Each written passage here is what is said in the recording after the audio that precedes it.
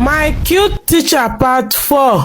After that day, we kept on seeing each other. We were in love, but I noticed that whenever I brought about the topic of having a relationship with him, he will brush it off politely, stating that he wasn't ready for a relationship at this moment. And as a naive young girl, I didn't find any fault in what he said. Until one day, I started having nauseous feeling. At first, I thought it was malaria, so I walked up to the nearest pharmacy in my street. It was not Titi in the shop that day. Cynthia, this one you came to my shop today, are you okay? Nurse Titi asked me. No, I think I have malaria. I feel so weak. I cried out to her. Wait, tell me how you really feel, Nurse Titi said. I feel fatigue, I responded.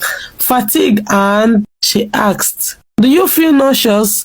Like, do you have morning sickness? Nurse Titi asked me. Yes, I think I do, I replied back to her. When was your last menstrual period? Nurse Titi asked. This question shook me. I started fidgeting and feeling sweaty. I can't remember, Nurse Titi, I replied. Okay, then you will run a malaria and typhoid test, including a pregnancy test, she said. She asked for my urine to run the test. I sat behind waiting for the result. I was so tense.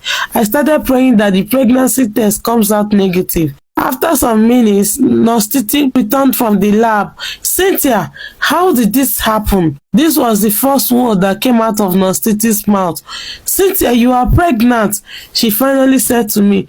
I began crying immediately. After some time, I braced up myself and headed to Mr. Alex's house. Ah, Cindy, what are you doing here? Mr. Alex asked me. I have something to tell you, I replied. And what could that be? He asked in a more serious tone. I am pregnant for you, Mr. Alex, I said, biting my fingers in shame. You are pregnant for who? Stop it. If this is a joke, stop it. You better go and look for the person that got you pregnant. The words that came out of Mr. Alex made me shocked down to my feet. You better go and find the father of that baby. He closed his door at me immediately. I left his house that moment, lost in thought with nowhere to go to. I started hiding the pregnancy from my mother. My mom, being a very busy businesswoman, didn't notice because she was mostly at home towards the evening. One day, I was having a chit-chat with one of my female friends in the street. Her name was Modupe.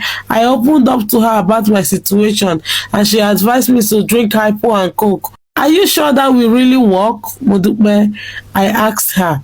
Yes, try it. It don't work for many people where I know, she replied me in pidgin.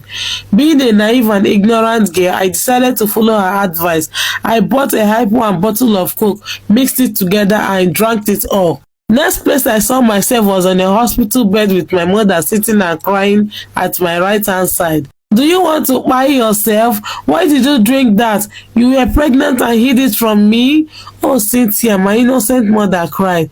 The doctor came and told my mother that if I wasn't brought to the hospital at that time she brought me in, that I would have had severe damages, which could have cost me my womb. He also disclosed to my mom that I had lost the baby. I became a bit relieved. I was discharged after a week and went home.